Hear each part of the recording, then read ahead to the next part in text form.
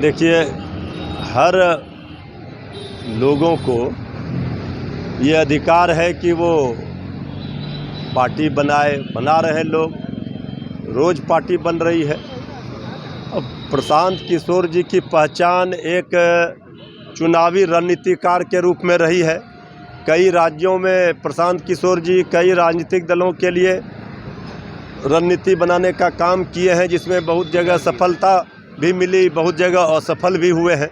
अब बिहार के हैं, बिहार में वो कह रहे हैं जन स्वराज की बात कर रहे हैं, पार्टी बनाएंगे या लोगों के बीच में जाएंगे। इसमें बुराई क्या है? लेकिन इससे फ़र्क क्या पड़ता है?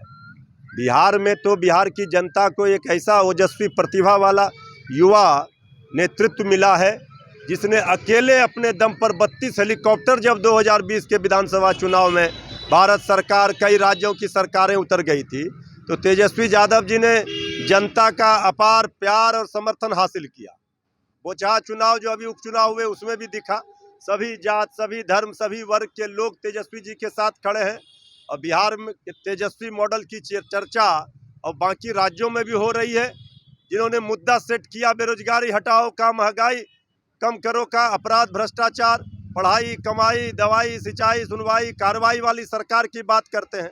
तो अगर वो प्रशांत किशोर जी बना रहे हैं तो इससे हम लोगों को, आरजेडी को कोई फर्क नहीं पड़ता है, क्योंकि हमारे पास एक ऐसा नेतृत्व है, करता है तेजस्वी यादव जी के रूप में, जिन्होंने बिहार की जनता का प्यार और समर्थन हासिल किया है। देखिए, हर एक व्यक्ति को राजनीतिक दल बनाने का अधिकार है। अब वो पार्टी बना रहे हैं, वो उनका विषय है। इससे अब जनता दल का क्या सरोकार है? जनता दल का कोई सरोकार नहीं है। बहुत सारी सारे राजनीतिक दल बने हैं और बिहार तो राजनीति की उर्वरा भूमि है। यहाँ चेतना तो चौक चौराहे पर प्रस्फुटित होता है। तो ये उनका मामला है, वो जानिए। राजनीति के विशेष जानकार माने जाते हैं प्रशांत किशोर जी, आप लोग के साथ जुड़े हुए थे। लगता है कि बिहार में अब एक नई पार्टी और उनके साथ आ रही है, तो कुछ जदयू को एक कंपटीशन फेस करने का मौका मिलेगा? नहीं, जनता दल को कोई कंपटीशन किसी से नहीं है। हमको अपने काम से भी किसी से कंपटीशन नहीं है। इस बिहार में जिन लोगों ने राज किया है, न उनके काम से हमारा कोई कंपटीशन है, न उनके चरित्र से हमारा कंपटीशन है। हमको जो काम करने का मौका मिला है, किसी को पचे या अपच हो जाए, देश यह कबूल करता है कि नीतीश कुमार जी ने इस बिहार जैसे पिछड़े राज्य में विकास की पटकथा लिखी है। इससे कोई इनकार नहीं कर सकता। तो हमारा मुकाबला किससे होगा?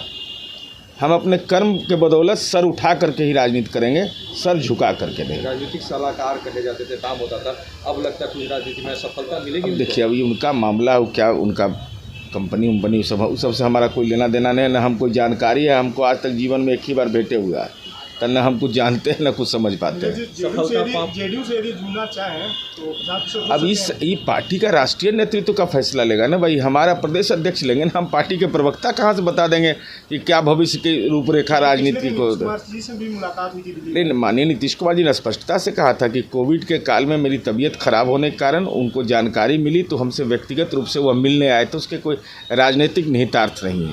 और इस संबंध में जो भी उनकी कार्य योजना है, उन्हीं से पूछिए।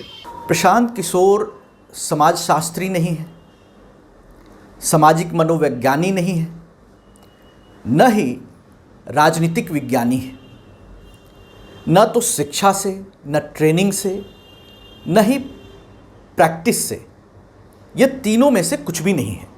वे विशुद्ध रूप से एक पावर ब्रोकर हैं और इसी भूमिका में राजनीतिक दलाल के तौर पर देश भर में विभिन्न राजनीतिक दलों के लिए सक्रिय रहे।